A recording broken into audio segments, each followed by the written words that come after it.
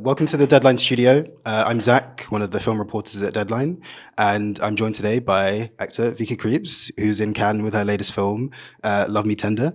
So, Vicky, how are you doing? Good. Nice. Thank you. This is Anna's second feature, and I'm kind of ashamed to say that I had no idea who she was until I saw this film, and I wondered, were you aware of her? Did you see that film, and how did you find her? So her first film, L'Or pour les chiens, came out in Cannes actually, but in the year that was the COVID year. Right. So no one really noticed it. And I only saw it so first I got this script and I loved it and I immediately reached out to her. And then I saw her film and I really liked it. And then I every now and then I meet people who've seen it and they're like, oh yeah, I really like that film, but not many people have seen it. Yeah. And what was it about this film in particular that was interesting for you? Really the story. Right. I mean, the amazing thing about this whole project is the original book by Constance Debré, which I think is slowly becoming a cult book.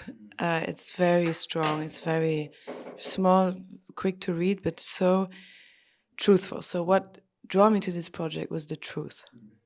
I think, honestly, like, I've never read so much truth in a script or felt so much truth making a movie. So I haven't seen it. You haven't seen it? I will discover with the Nice. audience, but I hope that truth is what will come out of this film. It's very important to make honest and true films nowadays.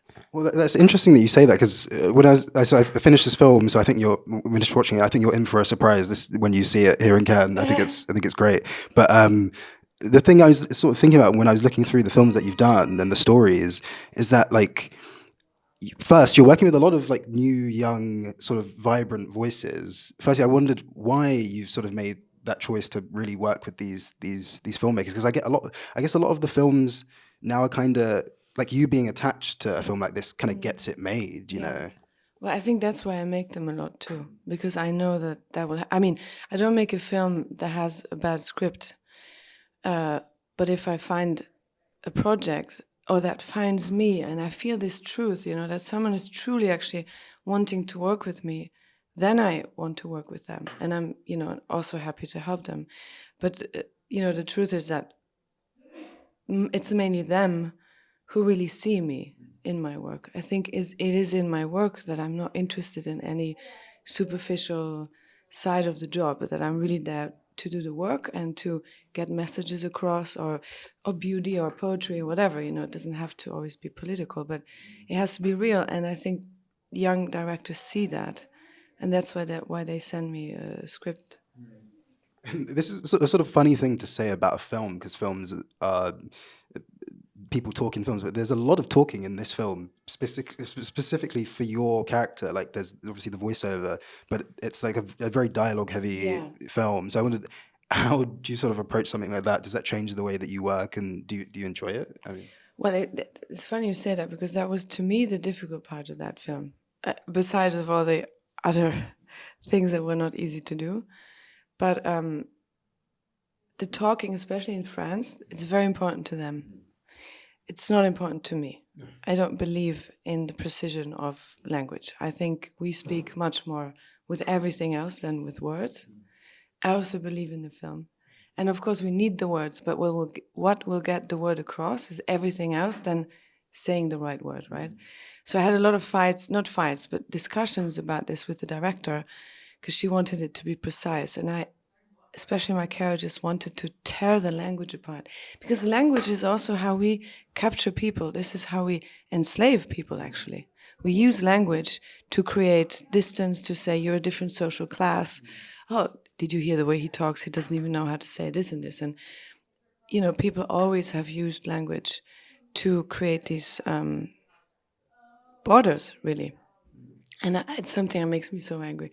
So, but I understood that for my character, and also being a book, it was important to follow that. But I'm surprised. I'm looking forward to seeing it, how I dealt with it, because inside I was constantly struggling with this language or with the words, but she is struggling with society and, the unfairness of society. What you're saying is like particularly prevalent in the French context because like accent is so important to French people and it's such a distinction. It can really have like an effect on people's lives, you know. Yeah. So yeah, it made me think a lot about that when I was watching it. But I mean, another thing that I was like this character, but then it reminds me of a lot of work you've done recently. Is also there's a lot of subversion in it. You know, Yeah. I feel like it's really attacking a traditional way of living and sort of opening people up to like be like, oh, maybe we can do something else. You know, Yeah. and I wondered if that was like, what are you working in response to when you pick these characters and you want to do things like that? What is it Yeah. like in the world that's making you think, oh, let's try and do something different?